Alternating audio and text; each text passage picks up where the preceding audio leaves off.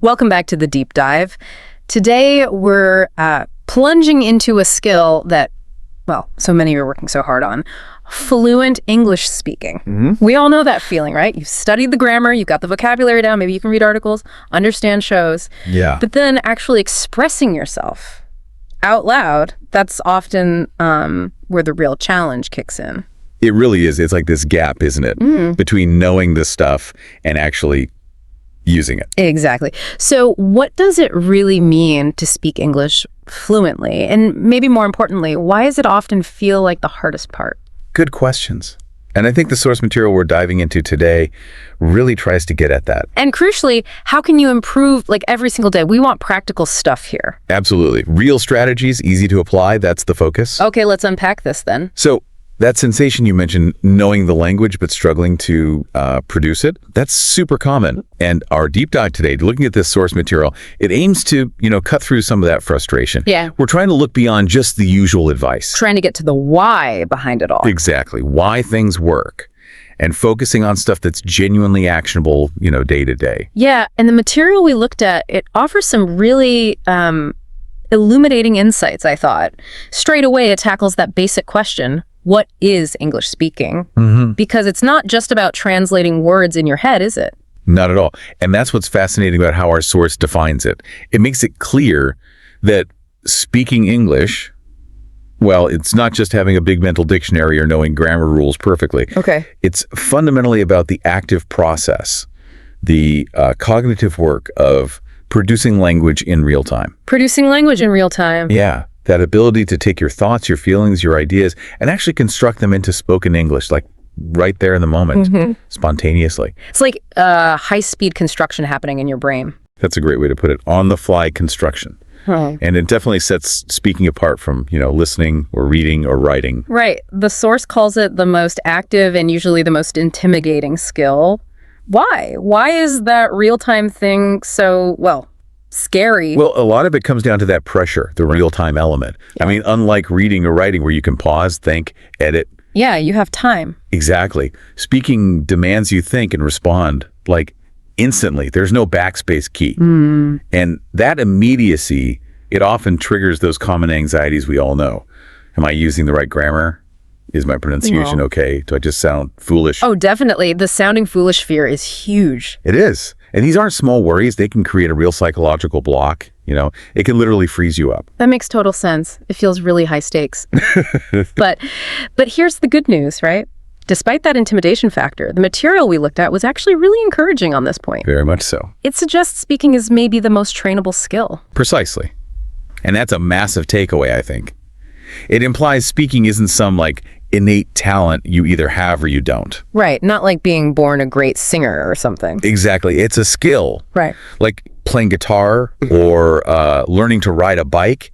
It means with consistent, deliberate practice and, the right approach, anyone can get significantly better. So it's about building that muscle systematically. You got it. It's not about being a natural. Okay, so that brings us to the so what. Why is this skill, active speaking, so important? What's the big deal, according to our source? Well, the research points to a few really key benefits, all kind of interconnected. First, actually speaking builds real confidence in real-world conversations. Okay. Every time you manage to communicate something, even if it's, not perfect, you're reinforcing that belief in yourself. It creates this positive loop. Ah, okay. Success breeds success kind of thing. Exactly. And second, it fosters fluency through active use. The more you physically do it, the more you actually produce the language, the smoother and more automatic it becomes. So it's like greasing the wheels in your brain, making those connections faster. Precisely. You're building those neural pathways, making retrieval and construction quicker. And there's a cognitive benefit too. Active speaking really boosts your memory of vocabulary and grammar. How so? Well, when you actually pull a word or a grammar structure out of your memory and use it in the sentence you create, it sticks much better than just, say, reading it or hearing it. Right. Passive versus active learning. You got it. Yeah. And maybe the most powerful thing, speaking creates connection with people. Language is fundamentally about connecting, right? Sharing ideas, building relationships. Speaking is the main bridge for that. Yeah, that makes sense. The source had that great analogy, didn't it? You don't learn to swim by reading about swimming. You learn by getting into the water. Yeah. Yeah, it's classic, but it really hits home for speaking. It absolutely does. You can't just study the theory of speaking English. You actually have to, well, speak it. That's the critical insight. Yeah. You must practice it, not just study it. Think of it like consuming language passively is like eating food, getting the nutrients. Yeah. But speaking is the exercise. That's what builds the muscle. You have to engage your mouth, your voice, the whole language production system in your brain. That active part is key. Okay, so we know it's important, we know it's trainable, but we also know it's hard. What are those common hurdles our sources identified? What trips people up? Yeah, the material points out 5 really common obstacles, almost universal, I'd say. First, the big one, fear of mistakes. Ah, yes, the internal critic. Totally. That little voice saying, what if I say it wrong? What if I sound stupid? It makes you hesitate, or sometimes just not speak at all. Yeah. And closely tied to that is the second one. Lack of confidence often comes from comparing yourself, thinking, I don't sound like a native speaker.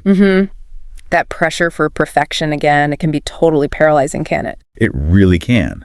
Then the third obstacle, thinking in your native language first. Oh, the translation trap. Exactly. That internal loop.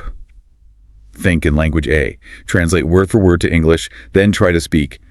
It's incredibly slow and usually sounds pretty unnatural. Clunky, yeah. Fourth is a practical one. Yeah. Simply not enough speaking opportunities, especially if you're not living in an English-speaking place. True. That can be a real challenge. And finally, number 5, worrying too much about grammar while speaking. Getting so bogged down in getting the structure perfect that you lose the flow, or maybe don't even finish the sentence. Right, when the main goal should just be getting your idea across. Precisely. Communication over perfection. And that actually leads perfectly into what I thought was a really game-changing idea from the source. After listing all these challenges, it offers this crucial mindset shift. Yeah. It says, fluency is not perfection. It really emphasizes that the goal isn't flawless speaking, it's just being able to express your ideas effectively, even with some bumps along the road. That is so important. It's a transformative realization for learners, I think. It takes so much pressure off. It totally does. Once you get that, fluency is about communication, not academic accuracy. It frees you up. You can focus on the message. A grammar mistake isn't a failure. It's just, part of learning. It shifts the whole thing from feeling like a performance to just connecting. Exactly. Okay, so with that understanding, that more liberated mindset, let's get practical. What concrete things can people do, like daily, to actually improve their speaking? What strategies did the source recommend? Okay, yeah. The material laid out 8 really effective, practical strategies. First one, and maybe the most empowering, speak every day, even alone. Alone? How does that work? Well, you don't actually need a partner to start. Just practice talking out loud. Narrate what you're doing, talk about your plans for the day, describe something you see, even just in front of a mirror. Ah, okay. Just getting the mouth moving, the brain working in English. Exactly. Gets you accustomed to forming English sentences. Super powerful. And it instantly knocks out that no opportunities excuse. Brilliant. Okay, what's number 2? Number 2, use the shadowing technique. Shadowing. Yeah. It means listening to a native speaker, maybe from a podcast or a video, and then immediately repeating what they say right after them. Like an echo. Kind of, yeah. But the key is to copy everything. The rhythm, the intonation, the stress patterns, the pronunciation, not just the words. It trains your ear and your mouth muscles for natural patterns. That sounds intense, but effective for catching those nuances. It really is. Build muscle memory for sounds. Yeah. Okay, third, think in English. We talked about avoiding translation. This is the solution. Pretty much. Actively train your brain to process thoughts directly in English. Stop that internal translation step. It makes your speaking way faster and more natural over time. Easier said than done, maybe, but crucial. Definitely takes practice. Fourth strategy, record yourself. Ooh, brave one. Huh. Yeah, it can feel a bit weird at first. But just speak for, say, a minute about anything, record it on your phone, then listen back. What's the benefit? Incredible self-awareness. You'll hear your own patterns, your pronunciation issues, your hesitations, maybe grammar mistakes you didn't realize you were making. It helps you pinpoint exactly what to work on. Okay. Uncomfortable but valuable. What's next? Fifth, learn common phrases, not just words. The source calls this speaking in chunks. Chunks. Yeah, like collocations, common phrases, sentence starters that native speakers use all the time. So instead of just learning book and table... Right, can I book a table? Exactly. Because real phrases are more useful in actual conversation. It reduces the mental effort of building every sentence from scratch. Makes sense. Use pre-made blocks. Right. Number 6, practice with speaking apps or AI tools. Technology can be a huge help here. Like what? The material mentioned things like Elsa Speak, which gives pronunciation feedback, or language exchange apps like HelloTalk or Tandem. Ah, those connect you with actual people, right? Yeah, native speakers or other learners for conversation practice. Great for bridging that gap between solo practice and real interaction, especially if finding local partners is hard. Good point. Okay, number 7. Join English-speaking groups online. Think Facebook groups, Reddit forums, maybe Discord servers with voice chat. So finding online communities. Exactly. They offer accessible, often kind of lower pressure ways to interact with real people, practice speaking, and slowly build that confidence. Nice. And the last one, number 8. Number 8, watch and repeat YouTube videos. This is a bit like shadowing, but you have the visual too. Watch native speakers, pause the video, and mimic them. Copy their style, rhythm, maybe even gestures if it helps. Wow. Okay. That is a seriously comprehensive list, from talking to yourself to using AI to joining online groups. It feels like there's something there for everyone, no matter their situation. That's the idea, to provide a real roadmap. But, beyond just the techniques, the source also really stressed the importance of mindset. Right. The mental game. You mentioned mindset shifts earlier. Yes, because you can have all the best strategies, but if your head's not in the right place, it's tough. The source offered some really powerful mindset tips. Okay, what are they? 3 core ones really stood out. First, focus on progress, not perfection. We keep coming back to this, but it's crucial. It's a journey, right? Yeah. Not about being flawless instantly. Mm-hmm.